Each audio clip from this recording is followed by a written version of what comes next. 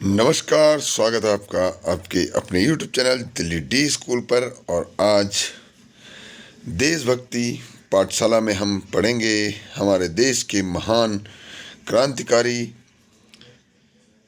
शहीद सुखदेव जी के बारे में। जब जब हमारे देश में महान क्रांतिकारियों की बात आती है तो सबसे पहले हम सरदार भगत सिंह का नाम लेते हैं और उनके साथ ही जो शहीद हुए थे एक ही दिन एक ही समय पर एक साथ, तो हुए थे सुखदेव और राजगुरु।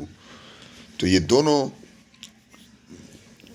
भगत सिंह के जी के बारे में मैं पहले ही बता चुका हूँ पिछली वीडियो में। एक किस्सा उनके जीवन से संबंधित, उनके बचपन से संबंधित आपको बताया था। और इसी कड़ी में आज शहीद सुखदेव जी के बारे में, भारत माँ के वीर सपूत क्रांतिकारी और महान क्रांतिकारी शहीद सुखदेव जी के बारे में चलिए शुरू करते हैं। लेकिन शुरू करने से पहले सभी इस चैनल को सब्सक्राइब जरूर करें और बने रहे इस पाठशाला में मेरे साथ, देशभक्ति की पाठशाला। और इस वीडियो को अपने सभी दोस्तों तक, जितने भी आपके पास ग्रुप हैं उन सभी में शेयर जरूर करें। शुरू करते हैं इनके बारे में पढ़ना कि बचपन से देश की आज़ादी का सपना पाले एक वीर सपूत केवल 24 साल की उम्र में हंसते हंसते फांसी के फंदे पर झूल गया। जिस उम्र में युवा अपने करियर तक के लिए की भी तैयारी नहीं कर पाते, यानी कि सोच ही रहे होते हैं कि मेरे को करियर किस में बनाना है, मेरे को अपना भविष्य किस में बनाना है, मुझे किस राह पे चलना है, उस उम्र में शहीद सुखदेव ने हंसते हंसते अपने देश के लिए, मातृभूमि के लिए वे फांसी के फंदे को चूम लिया और अपने जान की कुर्बानी दे दी। सुखदेव के मन में सुखदेव के मन में बचपन से ही ब्रिटिश हुकूमत के जुल्मों के खिलाफ क्रांतिकारी विचार उठने लगे थे। उनके दिमाग में बस एक ही विचार चलता था कि देश को अंग्रेजी दास्ता से मुक्त कराना है। सन 1919 में जब जलियांवाला बाग हत्याकांड, जो नरसंहार हुआ था, जलियांवाला बाग में अंधाधुंध गोलियां चलाई गई थी, अंग्रेजों ने भीषण नरसंहार वहां पर किया था, तब सुखदेव की उम्र केवल 12 साल थी। इस घटना के बाद अंग्रेजों ने सभी प्रमुख इलाकों में मार्शल लॉ लगा दिया गया था उस समय पे।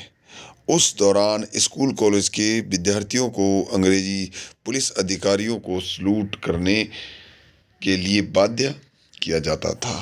तो यानी कि जब 1919 में जलियांवाला बाग नरसंहार वहाँ पर अंग्रेजों के द्वारा किया गया था, निर्दोष लोगों पर गोलियां चलाई गई थी, उस समय पर वे सुखदेव जी की उम्र कितनी थी?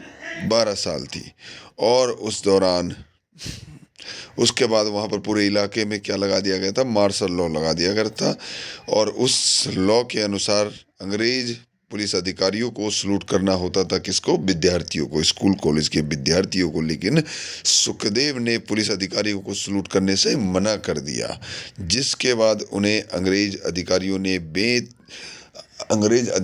बेंतें भी मारी और वे भी उन्हें खानी पड़ी। भारत में जब साइमन कमीशन लाया गया तो उसका भी सुखदेव ने जमकर विरोध किया।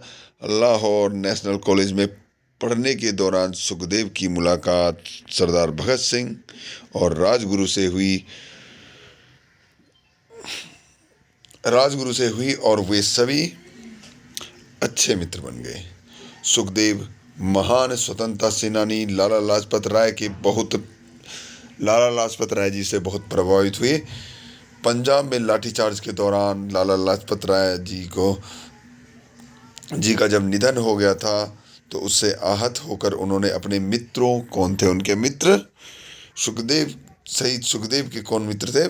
सरदार भगत सिंह और राजगुरु के साथ मिलकर उन्होंने लाला लाजपत राय जी के मौत का बदला लिया और उन्होंने एक योजना बनाई। उसके तहत उन्होंने 1928 में अंग्रेजी हुकूमत के एक पुलिस अधिकारी सैंडर्स को मौत के घाट उतार दिया। इस घटना के बाद तो ब्रिटिश पुलिस के होश उड़ गए और उन्हें इन तीनों से खौफ में रहने लगे।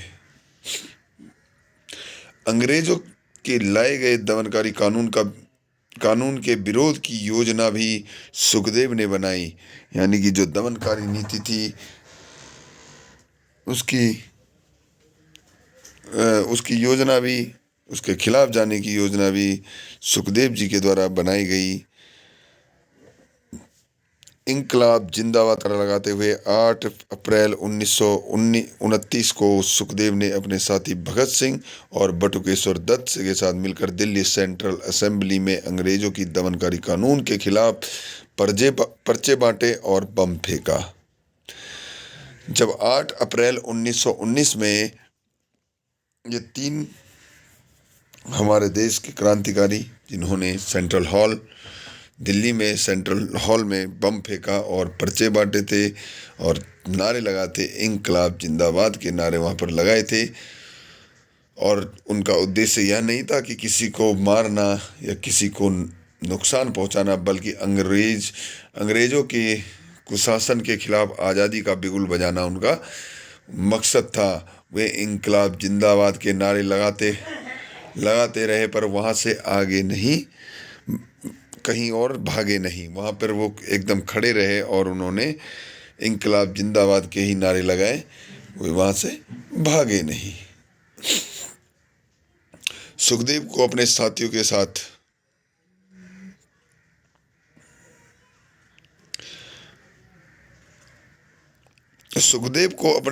के साथ गिरफ्तार कर लिया गया और उन्हें फांसी की सजा सुनाई गई। 23 मार्च 1931 को भारत के इस वीर ने अपने साथी भगत सिंह और राजगुरु के साथ हंसते हंसते फांसी के फंदे को गले लगा लिया और भारत